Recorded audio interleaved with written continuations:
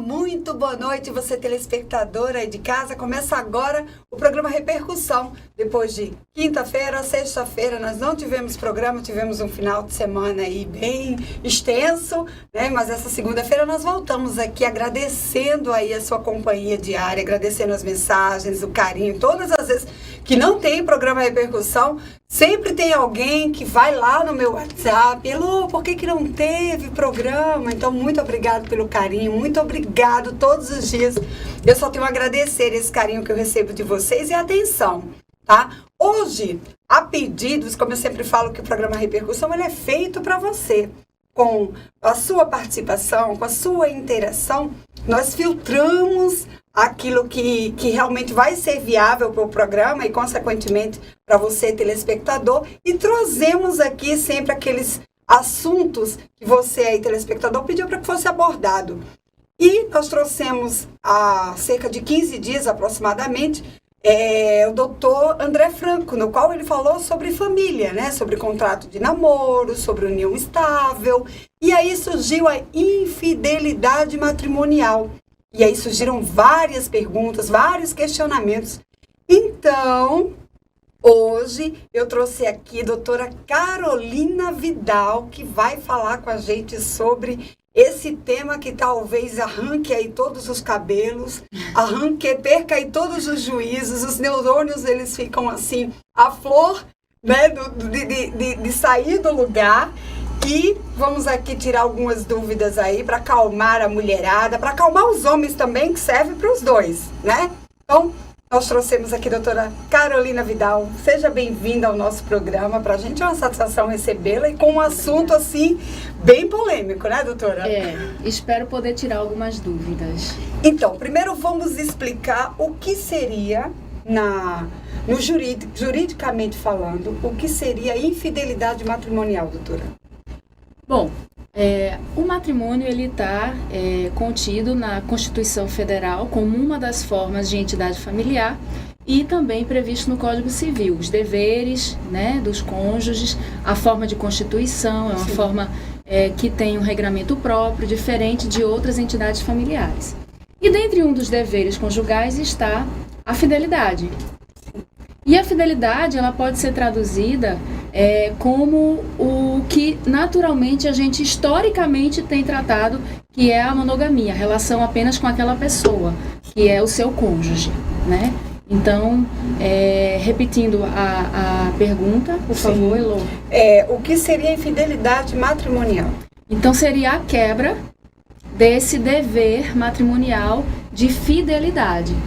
Agora, do relacionamento com o cônjuge. Agora, doutora, há algum tempo atrás, era inclusive penal a infidelidade, né? Que era de 15 dias a 6 meses.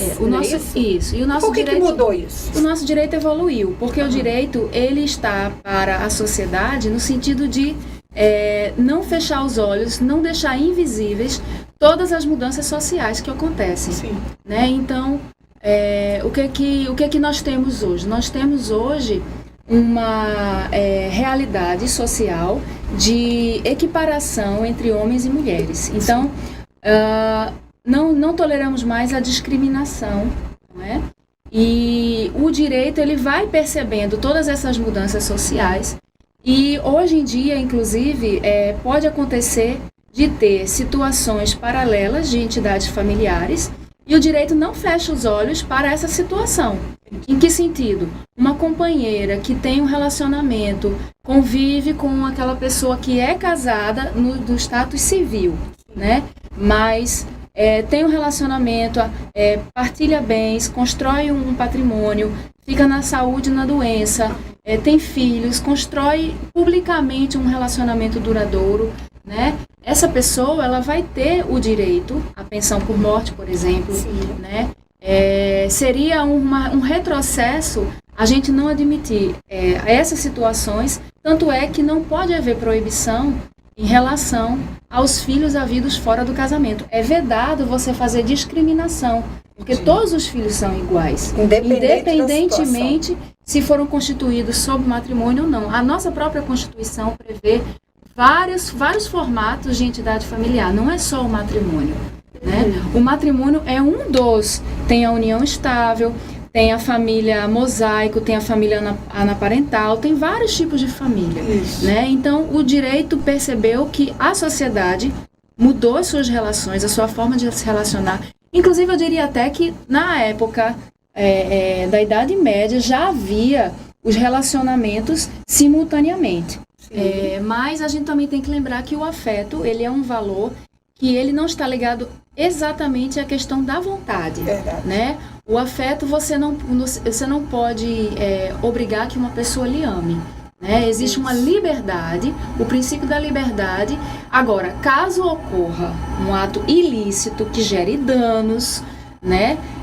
Aí sim a gente pode pensar em alguma forma de reparar por esse dano causado, né? Agora, doutora, existe alguma diferença entre o adultério e a traição? Para que as pessoas fiquem... deixar isso bem claro, o que seria uma traição, isso eu estou falando, eu diria, num casamento estável ou num casamento civil, tá? Mais precisamente. Então, o que seria um adultério e o que seria uma traição? Bom, a gente pode partir de várias formas de interpretar isso, né? Partindo da raiz da palavra, do dicionário, do convencional socialmente, como é que isso foi interpretado. Eu vou fazer aqui uma abordagem simplista para poder facilitar para que as pessoas consigam compreender, né? Na minha visão, certo? O adultério está relacionado ao casamento.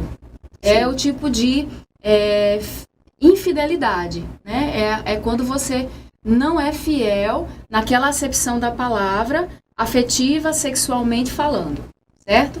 Seria o adultério. E a traição, ela pode ser a traição financeira, né? Você confiar em uma pessoa que é o seu marido e ele usar todos os seus recursos financeiros. A traição pode ser uma amizade, que você confia um segredo e a pessoa ela quebra esse pacto de confiança e revela esse segredo. Traição pode ser muito mais genérico, né? E o adultério estaria mais ligado a esse dever de fidelidade. Mas como eu disse no início, o direito evoluiu. E hoje, inclusive com a emenda constitucional 66 de 2010, que mudou a Constituição, se o casamento pode ser dissolvido pelo divórcio, não existe mais a separação de fato 2 anos para você se divorciar, ou você ter a separação judicial, esperar 1 ano para converter em casamento, porque a lei hoje, a Constituição Federal hoje prevê que basta a sua liberdade não querer se manter casada ou não querer se manter casado, você já pode se divorciar. A culpa do fim do relacionamento, ela perde um pouco do sentido. Inclusive, há uma divergência na doutrina jurídica se a separação judicial deixou de existir ou se ela continua existindo. Fato é que a culpa, a infidelidade, ela perdeu um pouco aquele arcabouço de tanta importância que havia antigamente. Hoje você prioriza as relações afetivas, as consequências para a família e se ocorreu ou não algum tipo de dano passível de ser indenizado, né? E a gente dá como exemplo os relacionamentos abusivos, né? Em que existe a Lei Maria da Penha, né? E agora está tramitando no Congresso um projeto de lei para garantir o direito ao dano moral a essa mulher vítima de violência doméstica. Mas isso é uma construção do quê? Da realidade social que já foi enfrentada no judiciário. O judiciário hoje em dia já defere pedidos de indenização em casos de danos comprovadamente caracterizados. É justamente isso, a próxima pergunta, doutora. Quais são os fatores? Digamos que eu, casada, tá, no civil, e de repente há um adultério do meu esposo. Quais são as provas que eu tenho de reais, que eu preciso para que prove o adultério em relação a ele? O que eu teria que levar judicialmente? No caso, um possível dano, digamos assim. Certo. O adultério por si só, ele não é mais relevante no contexto do divórcio. Sim. Certo? Então não existe mais culpa a ser discutida. Entendi. Por quê? Porque a emenda constitucional 66 disse que o casamento pode ser dissolvido pelo divórcio. Então eu posso casar hoje e amanhã eu posso dizer assim, não, eu não quero mais continuar casada. E não tem ninguém que me obrigue a me manter casada. Inclusive essa decisão pode ser deferida de forma rapidamente. Partilha de bens se vê depois, guarda de filhos se vê também no momento seguinte, e o divórcio pode sair imediatamente. Então, a infidelidade conjugal, ela perdeu o sentido, porque qual era o sentido dela? O sentido dela era para dar direito à parte inocente, certo? A buscar ela a separação judicial e não a outra parte. Sim. Então, havia alguma interpretação nesse sentido, e como evoluímos, não existe mais a infidelidade conjugal para fins de divórcio. Agora, se a infidelidade conjugal lhe trouxe, por exemplo, uma situação que violou a sua intimidade, a sua privacidade, a sua liberdade, a sua segurança, né? E a gente pode até dar um exemplo que hoje está muito comum, aí sim, provando-se o dano à privacidade, à intimidade, a liberdade, a dignidade da pessoa, pode ser passível de indenização por dano, sim. Então, é o exemplo, poderia dizer, uma situação em que há um casamento civil, né, com toda a formalidade que o casamento exige, e numa traição conjugal, né, vamos supor que a esposa traia o marido Sim. com uma pessoa, e o marido filma e expõe isso nas redes sociais. Sim. E manda vídeo por WhatsApp, Sim. manda vídeo por e-mail, expondo a imagem daquela mulher. Né? Nesse sentido, a imagem, a honra objetiva, a privacidade e a intimidade dessa mulher foi deliberadamente violada. Nesse caso, cabe sim uma indenização por danos morais. Mesmo sendo ela a autora. Sim, porque existe aí um valor, que é o valor da honra, da intimidade e da liberdade e da privacidade. Entendi. Que estão assegurados na Constituição Federal. Né? Como eu disse, se para divorciar não precisa mais haver a discussão da culpa, quem deu causa, a culpa perdeu o sentido no aspecto de causar algum tipo de consequência para aquele que foi o adúltero, vamos dizer assim, que não é um termo mais usado, já está ultrapassado. Entendi. Agora, ultimamente estão se fazendo muito, inclusive, na abertura do programa eu comentei, que inclusive teve aqui o doutor André Franco, e falou sobre contrato de namoro união estável.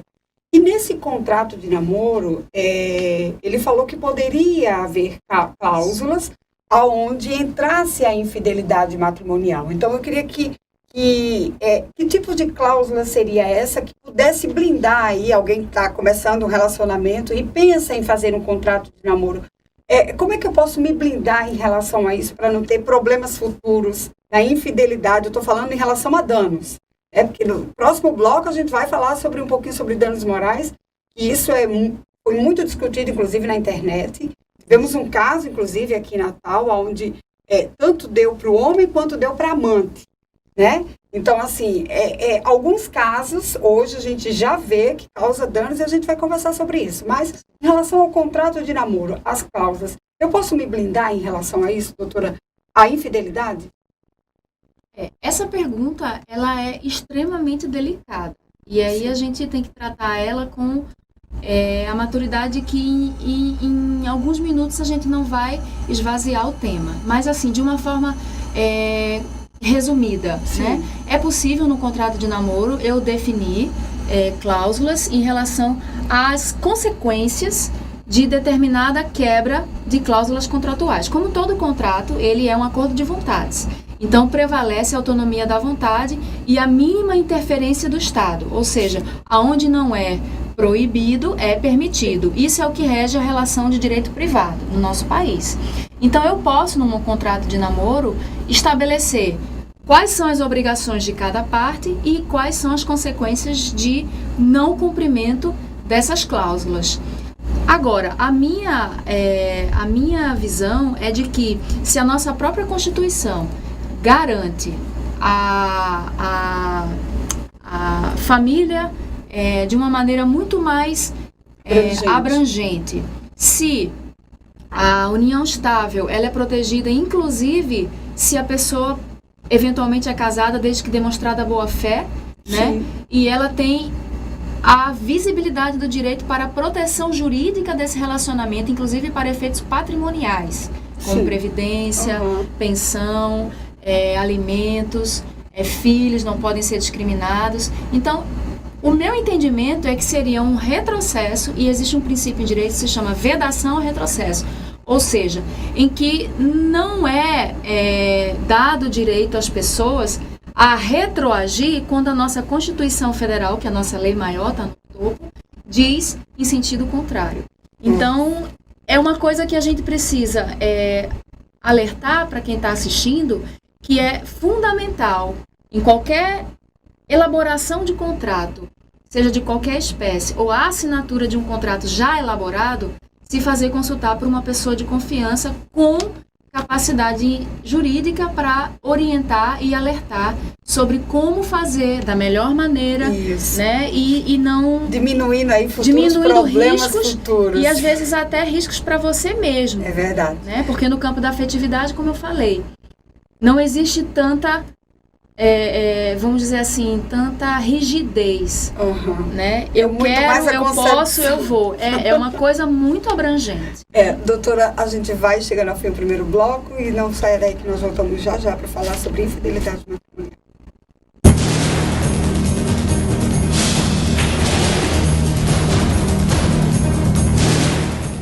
Comer bem e com qualidade nunca esteve tão perto de você. O Terra do Sol Restaurante oferece um cardápio variado, com mais de 10 tipos de carnes e self-service. Aceitamos os cartões Visa, Master, Hiper, Sodex Refeição e Ticket Restaurante. Terra do Sol Restaurante, Nascimento de Castro, 1970A, fone 3302-9012.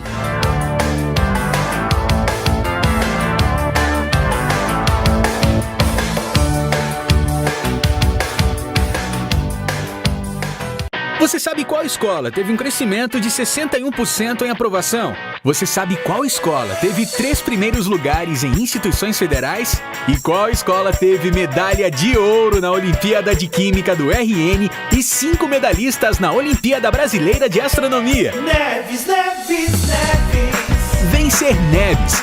A gente aprova para a vida, do berçário ao ensino médio. Neves é mais que ensino, são ensinamentos.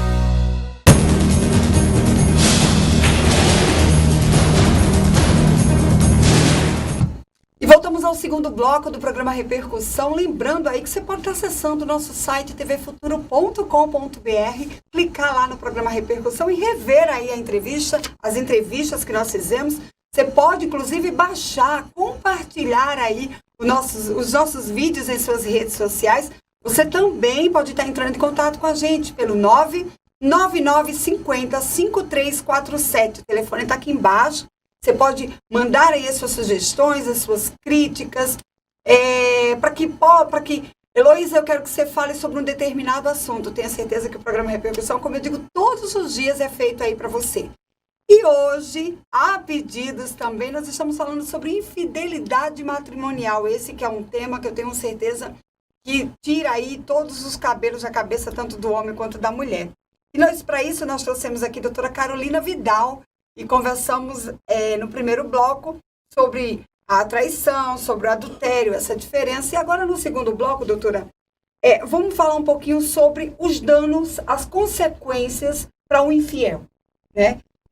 No término do primeiro bloco, eu havia falado, inclusive foi publicado aí nas redes sociais também, onde a mulher ela foi indenizada justamente porque o esposo a traiu e ela comprovou isso, enfim. Então, para que as pessoas entendam, até porque cada caso é um caso, isso, né? Então, necessariamente, aquele caso pode não ser igual ao do telespectador que está em casa e, de repente, confundir aí a cabeça das pessoas. Então, aonde é que se chega? Qual é o topo de um dano moral e uma infidelidade matrimonial, doutor? Deixa eu ver se eu entendi a pergunta. o dano moral é possível em caso de adultério e em que situações seria isso? Isso. Veja, o campo da afetividade, como a gente falou no primeiro bloco, ele é muito abrangente. Sim. Ele não está adstrito eminentemente só à vontade. Hoje você ama, amanhã, depois de um relacionamento, devido ao tempo, devido ao desgaste, ou devido aos problemas, à incompatibilidade, pode ocorrer o desamor. Né? E, concomitantemente, pode ocorrer a situação de um relacionamento extraconjugal. A gente está falando do casamento. Isso, casamento. Formal, civil, lá no cartório. Não estamos falando de uma outra situação. Estamos falando do casamento. Então, nessa situação, em que contexto poderia ocorrer a reparação pelo infiel à parte inocente, vamos dizer assim, né? Acredito que, na minha visão, dentro de tudo que a gente estuda, Maria Berenice Dias, Pablo Stolze, que são os doutrinadores mais Rolf Madaleno, mais fluentes no assunto. E assim, atualizados, né? Todos que escrevem muito, que falam muito sobre isso, né? Cristiano Chaves, que também é promotor de justiça. Então, todos eles são extremamente mais antenados, vamos dizer assim, com a realidade hoje. Então, para haver um dano passível de indenização, tem que acontecer algo que macule a integridade física ou emocional. Não basta apenas o adultério em si. Precisa repercutir no campo do emocional. Repercutir no campo do direito à liberdade, à privacidade, à intimidade, à boa-fé, à honra objetiva, né? E aí, como aquele exemplo que eu dei no início. Então, o dano moral, ele tem que ser devidamente comprovado. Não basta o dissabor a que todos nós, se nos submetermos a um relacionamento, estaremos sujeitos. Né? Todos que escolhem se relacionar com um amigo, ou com um cônjuge, ou com um namorado, ou com um companheiro, estamos suscetíveis, né, de um fim do relacionamento, porque a liberdade está diretamente ligada à afetividade. São diretamente proporcionais. Sim. Agora, doutora, a gente falou naquele casamento civil, naquele casamento mais protocolado, né? Agora, eu diria que a forma informal também do relacionamento hoje, talvez que seja, inclusive, temas de audiências, que é a união estável, no qual a gente falou aqui no programa com o doutor André Franco. Então, como existe a infidelidade no matrimônio, naquele civil, existe também na união estável. Porém, talvez no civil seja muito mais fácil se resolver, né? Agora, no caso de união estável, aquele casal que tem um relacionamento, que esse relacionamento tem filhos, que esse relacionamento, digamos aí, vem de um tempo de 5 anos, de 10 anos, que a senhora sabe que muitos casos hoje não são formais, né? Muitas pessoas ainda não conseguem casar, talvez pelo valor, que hoje é o cartório, enfim, entre problemas e problemas e problemas. E aí, como é que se faz nesse caso? Havendo a necessidade, tá? Eu não sou casada formalmente, mas o meu esposo fez algo que atribuiu o meu psicológico, que mexeu com o meu psicológico, mexeu com a minha imagem. Eu posso recorrer à justiça, doutora? Sim, você pode recorrer à justiça. Agora você vai ter que fazer a comprovação.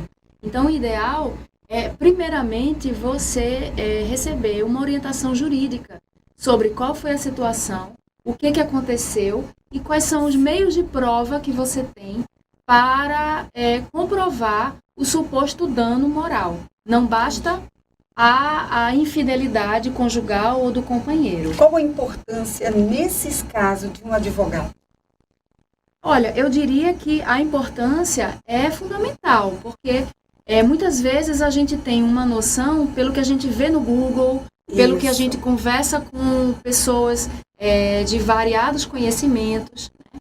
Então, é importante, extremamente importante se consultar primeiramente com um advogado da sua confiança, né? Porque com base nessa orientação jurídica prévia, você sabe como conduzir a situação, né? Você pode, numa união estável, resolver tudo através administrativamente, com uma conciliação, com uma mediação, se não tiver filhos, se for uma coisa possível, dentro dos limites que existem para cada caso, né? Já o casamento também pode ser feito divórcio extrajudicial, desde que haja acordo, não haja filhos ou incapazes, e você possa resolver tudo administrativamente em cartório. Veja que tamanha evolução nós tivemos, que hoje, com 1 mês, você tem o seu divórcio extrajudicialmente. Você não precisa recorrer ao judiciário, dependendo da situação, sim, né? Sim. Se não houver filhos menores ou incapazes e houver acordo em todos os quesitos do divórcio. Então, o dano moral, ele precisa ser efetivamente comprovado. Ele não é só apenas a violação do dever moral, porque o campo da moral, ele está afeto ao direito, mas o direito, ele tem o que é lícito e o que é ilícito, além do campo da moralidade, né? Então, ele quando tem que haver... Quando você tem filhos, parece-me que é bem pior, né, doutora? Porque... são muitas questões, né? Existe um contexto mais demorado, e aí precisa realmente ser considerada a questão de vir para o judiciário, né, para o Ministério Público estar atuando aí para garantir o direito do infante, do adolescente, em todos os aspectos, né, como fiscal da lei. E também daí a gente já entra naqueles relacionamentos abusivos, né? Porque na hora que se tem uma traição, eu acho que automaticamente se torna abusivo, né? E isso faz com que muitas mulheres hoje a gente vê aí todos os dias, inclusive nós trouxemos aqui a doutora Ana Paula, conversamos sobre isso, e o que mais nós vemos hoje é mulheres ainda em relacionamentos abusivos e querendo que esse relacionamento dê certo, esperando aí que as coisas... Haja uma mudança, né, de comportamento. Pois é, então, doutora, a senhora como defensora das mulheres também, um relacionamento abusivo, o que a senhora indicaria para essa pessoa, para essa mulher que está passando por alguma situação, que de repente ela está lá, não, eu preciso do meu marido, porque ruim com ele, pior sem ele. Essa é a frase que nós ouvimos sempre, né? Inclusive eu tive uma telespectadora que ligou para mim e disse que estava num relacionamento, ela não sabia como era que ia fazer. Então, assim, a senhora como vivenciando isso todos os dias, ouvindo essa frase, que eu tenho certeza que também é muito comum de se ouvir, ruim com ele, pior sem ele, o que a senhora diz para essa mulher que está passando por essa dificuldade? Primeira coisa, que ela não está sozinha, né? Hoje nós temos uma rede de apoio, inclusive no nosso estado, né? Tem a Casa de Apoio à Mulher, tem pessoas que fazem trabalhos voluntários, tem ONGs, né? Tem a Delegacia Especializada da Mulher na Zona Norte, em Parnamirim, tem também na Ribeira, e em outros municípios, né? A Lei Maria da Penha, ela está cada dia sendo reciclada e atualizada. É lógico que a lei por si só, ela não garante a essa mulher uma segurança, mas isso prova e mostra que a nossa sociedade está evoluindo para combater e prevenir a discriminação em razão do sexo, né, em razão da condição da mulher, né? E existem pessoas que estão estudando de forma contínua, né, o tratamento seja multidisciplinar, não só na área jurídica, mas na área também da psicologia, da assistência social. Tem os centros de referência especializado de assistência social, o CREAS, o CRES, que também dão esse suporte, né? E a primeira coisa eu me dirijo às próprias mulheres, que nós temos que ser... eu digo muito que a gente deveria se amar primeiro. Se amar primeiro e defender a nossa... Com certeza. E quando se tem filhos também, né? Então, é muito fácil a gente ver, às vezes, até mulheres, né, fazendo julgamento. Ela tá com ele porque ela quer, porque ela poderia muito... E por que essa mulher que diz essa frase não vai lá e acolhe essa mulher apenas para dar o ombro e ouvi-la?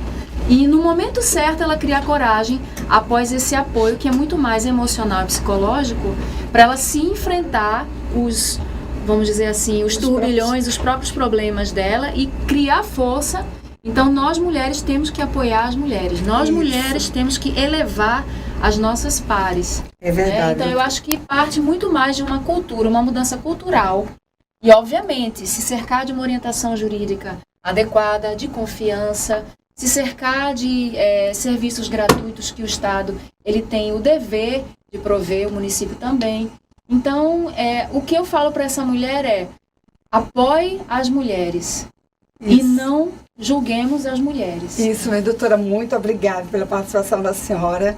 Eu espero que realmente tenha servido aí esse conselho bom aí para as mulheres. Muito obrigada, doutora. De nada, eu que agradeço. Um abraço a todos. E você aí, telespectador, nós temos um encontro marcado amanhã. Amanhã nós vamos falar sobre sinusite, renite, enfim, doutor Fábio Alencar, otorrinolaringologista, estará aqui com a gente para falar sobre este assunto. Você é meu convidado especial. Fiquem com Deus, boa noite e até amanhã, se Deus quiser.